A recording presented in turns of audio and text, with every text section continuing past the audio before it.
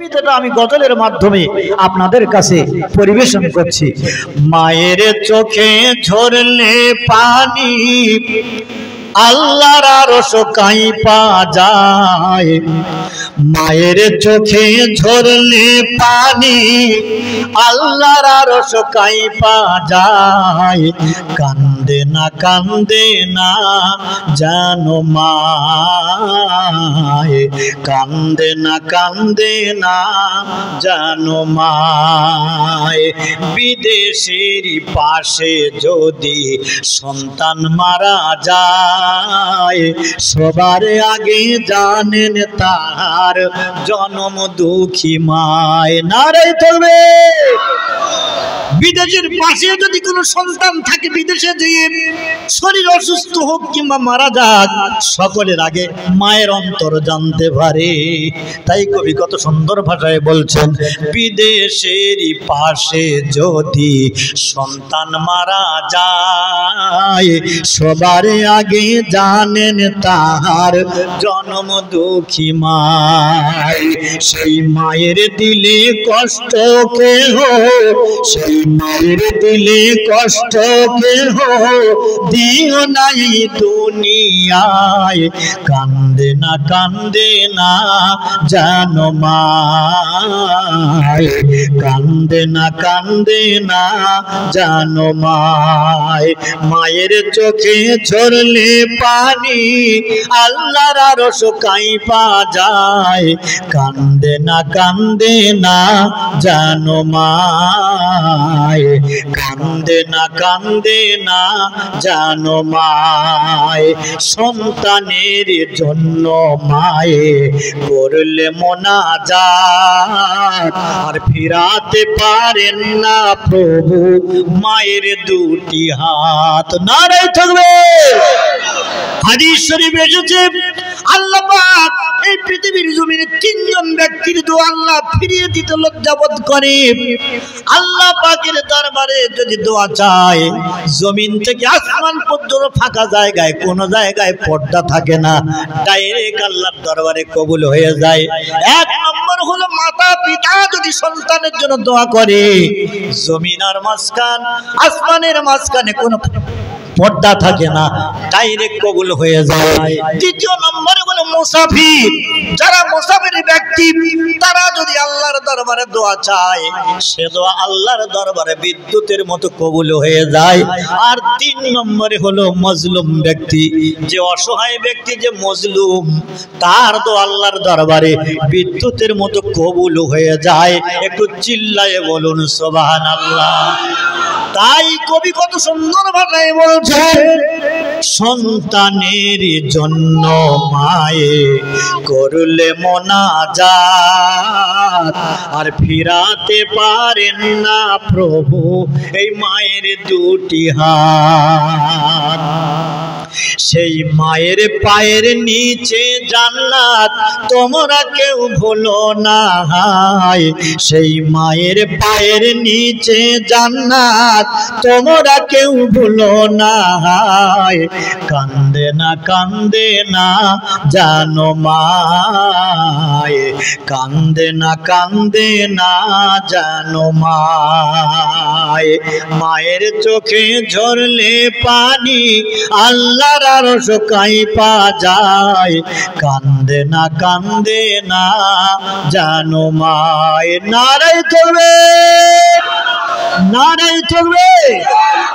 আপনারা পিছনে যারা আছেন একটু আগে আসেন, পিছনে শ্রোতারা দাঁড়িয়ে রয়েছে, জায়গা ভিতরে ফাঁকা আছে। এই জামানায় যদি একটা সুন্নত জিন্দা করেন, 100 শহীদের মর্যাদা কাল কিয়ামতে হাশরের মাঠে আল্লাহ তাকে মর্যাদা করবেন। জোরে বলুন সুবহানাল্লাহ। সাহাবারা বলেন, ইয়া রাসূলুল্লাহ, শহীদদের ফজিলত কি? আল্লাহ নবী বলেন, কবরে হাশরের মাঠে। আল্লাহ নবী বলেন, কবর থেকে শহীদরা হাশরের মাঠে হাজির হবে, সূর্যের রৌদ্রে আল্লাহ তাদের দগ্ধবিত করবে না 50,000 বছরের লম্বা দিন।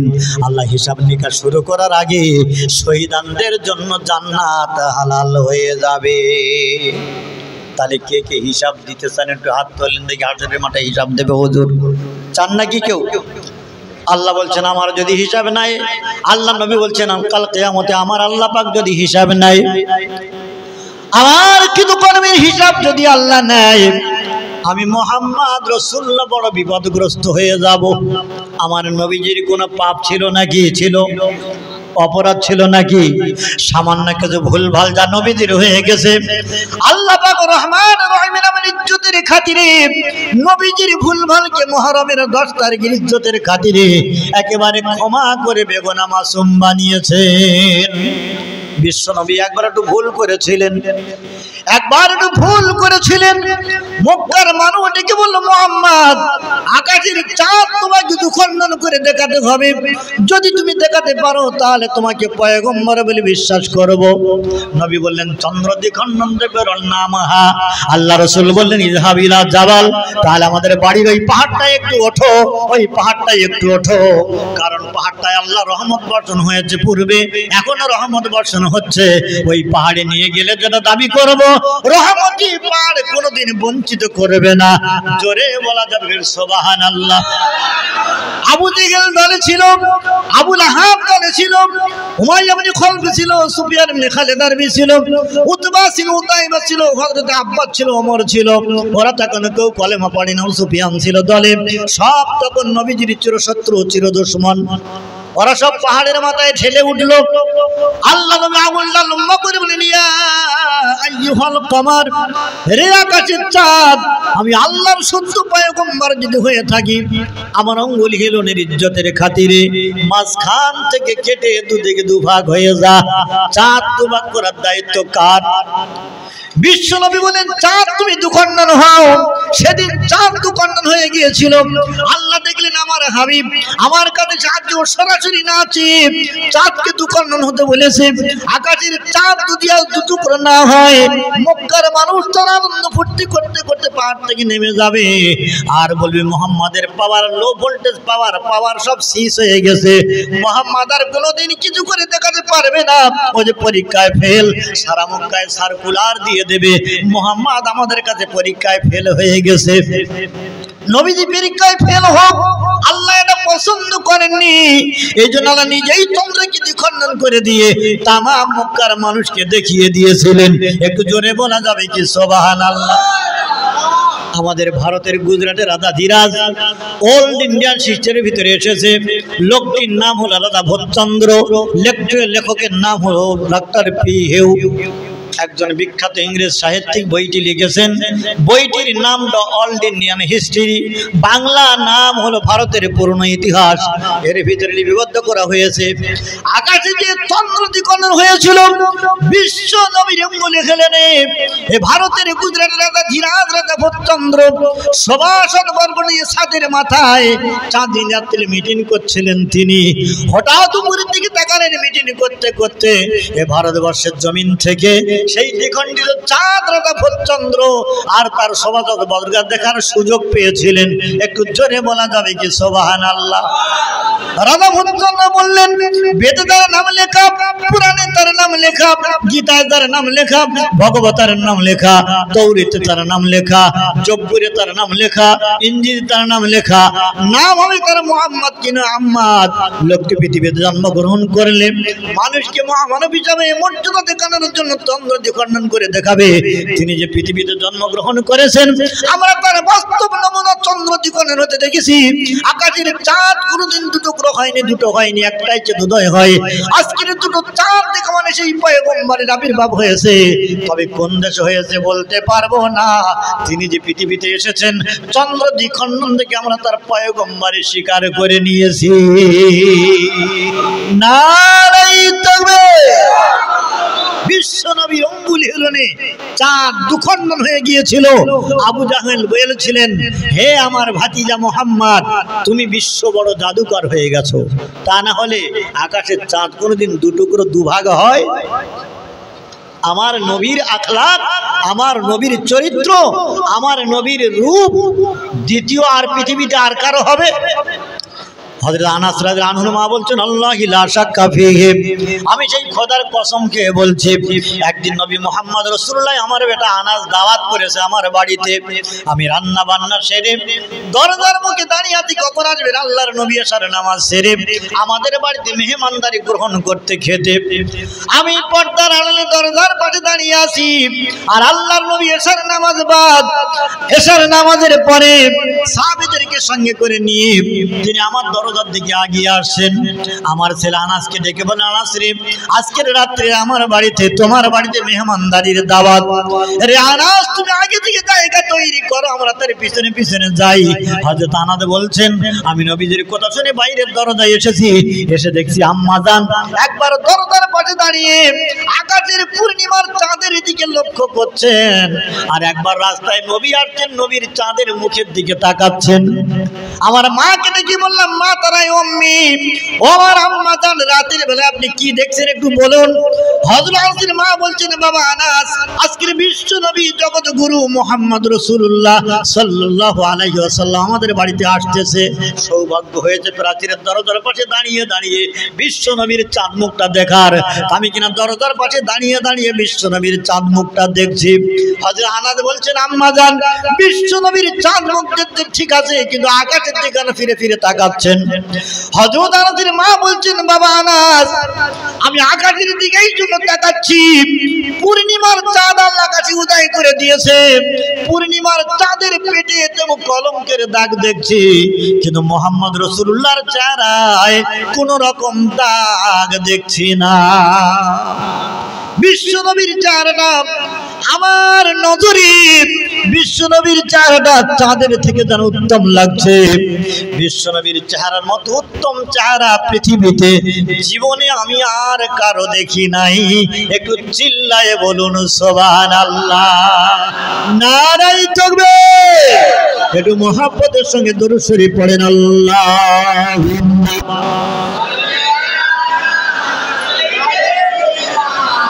মাওলানা মুহাম্মদ ওয়া আলা আলি।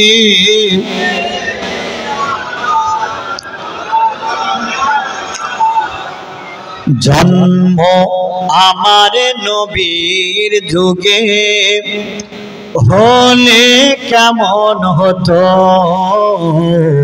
জন্ম আমার নবীর যুগে হলে কেমন হতো। দু চোখে দু নয়নে হলিজলাল, দু চোখ দু নয়নে জন্ম আমার নবীর যুগে হলে কেমন হতো। আসতো ভেসে হযরতের বেলালের মধুর আযান, আসতো ভেসে হযরতের বেলালের মধুর আযান। যে আযানে ছিল এমনই প্রেম মুগ্ধ রহমান। জন্ম আমার নবীর যুগে হলে কেমন হতো, জন্ম আমার নবীর যুগে হলে কেমন হতো। দিনই কত আলোচনায় থাকতাম আমি অধম, সামনে রাসূল পাক হতো, পাশে সাহাবাগণ। দিনই কত আলোচনায় থাকতাম আমি অধম, সামনে রাসূল পাক হতো, পাশে সাহাবাগণ। আবু বকর ওমর ওসমান আলী সঙ্গী কেমন হতো, আবু বকর ওমর ওসমান আলী সঙ্গী কেমন হতো। জন্ম আমার নবীর যুগে হলে কেমন হতো। নয়নে রাসূল পাক দেখলে কেমন হতো, দু নয়নে রসুল পাক দেখলে কেমন হতো, জন্ম আমার নবীর যুগে হলে কেমন হতো, জন্ম আমার নবীর যুগে হলে কেমন হতো। নবীর যুগে যদি আমার জন্মটা হতো, আমাদের জন্মটা হতো, তাই কবি কত সুন্দর ভাষায় বলছেন, জন্ম যদি আমার নবীর যুগে যদি হতো তাহলে কত সুন্দর না হতো। সেই নবী আজকে দুনিয়াতে নাই, দুনিয়া ছেড়ে শুধু আফাত হয়ে গেছে। কবরের ভিতরে আমার নবী জিন্দা অবস্থায় শুয়ে রয়েছেন। আমার আপনার জন্য ইয়া রব্বি হাবলি উম্মতি, ইয়া রব্বি হাবলি উম্মতি বলে আমাদের জন্য কাঁদতেছে। একটু নারায়ে তাকবীর দেবেন, নারায়ে তাকবীর। বিশ্ব নবী দিবস, বিশ্ব নবী দিবস, নারায়ে তাকবীর। আজকের সেই নবীর জন্য তরুণ নওজোয়ান যুবকেরা আজকের পাগল, কেননা সোশ্যাল মিডিয়ার যুগ। আপনারা দেখেছেন উত্তর প্রদেশ সেই উপলক্ষ করে সারা পৃথিবীময় যুবকেরা খেপে গেছে। একটাই ভাষা তাদের মুখে, I love Mohammad, I love Mohammad. জোরে বলুন সুবহানাল্লাহ। সেই মোহাম্মদ আমাদের জন্য কবরে শুয়ে শুয়ে চিন্তায় চিন্তিত, দুঃখে দুঃখিত, কবরে শুয়ে শুয়ে আমাদের জন্য চোখের পানি ফেলতেছেন। সেই জন্য আমরা সেই নবী দিবস কায়েম করেছি। আগামী বছর আবার হবে তো নাকি? হয়তো এবছর অনেকেরই মন ভেঙে যাচ্ছে যে আল্লাহ পাক এত জায়গায় জলসা হলো, নবী দিবস হলো, আর আমাদের জলসার দিনে পানি দিল না। এর মধ্যেই আল্লাহ ভালাই রেখেছেন, ঠিক না ভুল? আল্লাহ যা করে সব ভালোর জন্যই করে। এ মজলিস কি খারাপ হয়েছে? খুব সুন্দর হয়েছে। তো আগামী বছর হবে ইনশাআল্লাহ। আল্লাহ মানুষের পরীক্ষা করে, দিয়ে ধন বুঝে মন কেড়ে নিতে কতক্ষণ আল্লাহ পরীক্ষা করে। আর এই যে দুর্যোগ বৃষ্টি, সকাল থেকে যে বৃষ্টি হচ্ছে, আমি তো রহরহ চিন্তা ফিকির করছি যে কমিটি সাহেবানরা আমার কাছে এই ফোন করলো, এই ফোন করলো। সকালে একবার ফোন করে মানাও করে দিয়েছে, হুজুর হচ্ছে না, আমরা আপনাকে একটা ডেট দেব পরে। আবার 20 মিনিট পরে দেখছি আবার ফোন করে বলছে, হুজুর ঝড় হোক, বৃষ্টি হোক, আর বাদলা হোক, আমাদের নবী দিবস হবে ইনশাআল্লাহ। আমি আপনাদের সঙ্গে বললাম ইনশাআল্লাহ। তাই ইনশাআল্লাহ এসে দেখছি লোকে লোকারণ, ভিড়ে ভিড়। আল্লাহ পাক কবুল করে নিয়েছে আজকে মজলিস। জোরে বলুন সুবহানাল্লাহ। আগামী বছরের থেকে আরো বড় আকারে, বিশাল আকারে দিতে হবে, তার আল্লাহ খুশি হবে, আল্লাহর নবী খুশি হবে। জোরে বলুন সুবহানাল্লাহ। এই জলসা দিতে গেলে, নবী দিবস দিতে গেলে পয়সার দরকার, প্যান্ডেল, বক্তা, বিভিন্ন রকমের খরচ দেখা যায়। তারপরে কি তাবারুকের ব্যবস্থা আছে নাকি? তাহলে আমার পরে তো আর একটা বক্তা আছে, সেটা হলো মিস্টার তাবারুক হোসেন, আমদাদ হোসেন, মৃত আমদাদ হোসেন সাহেব বলতেন যে মিস্টার তাবারুক হোসেন যে জলসায় থাকবে, সে জলসায় শ্রোতা মৌমাছি চাকের মতো জমে জমে বসে যায়। কেন না? ওই মিস্টার তাবারুক হোসেনের ওয়াজ শোনার জন্য, মানে তারাও তাবারুক খাওয়ার জন্য। তাই ইনশাআল্লাহ তাবারুকের ব্যবস্থা হয়েছে তো নাকি? সরু চাল না মোটা চাল?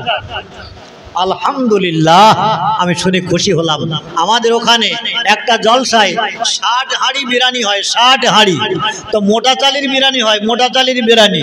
তো গত বছর আমাকে দাওয়াত করেছিল, সেখানে যে বললাম যে নবীর মেহমানেরা খাবে মোটা চালের বিরিয়ানি, একটু সরু চাল হয় না? বলার সঙ্গে সঙ্গে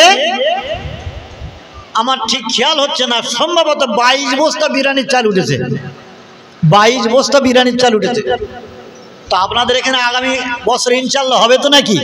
তাহলে বিরিয়ানির চাল 1 বস্তা কি আছেন একটু জোরে বলুন যে আল্লাহর রস্তে, নবীর মহব্বতে, ভালোবাসায় 1 বস্তা বিরিয়ানির চাল দেব, কেউ রাজি আছেন? প্রথম নম্বরে তার জন্য দোয়া চাই গভীর রজনীতে 120 কিলোমিটার দূরের থেকে এসেছি আমি মুসাফির। একটু আগে হাদিস বললাম